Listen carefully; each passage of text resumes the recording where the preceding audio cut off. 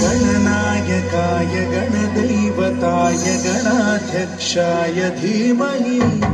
गुणशरीराय गुणमण्डिताय गुणेशानाय धीमहि गुणातीताय गुणाधीशाय गुणप्रविष्टाय धीमहि एकदन्ताय वक्रतुण्डाय गौरीतनयाय धीमहि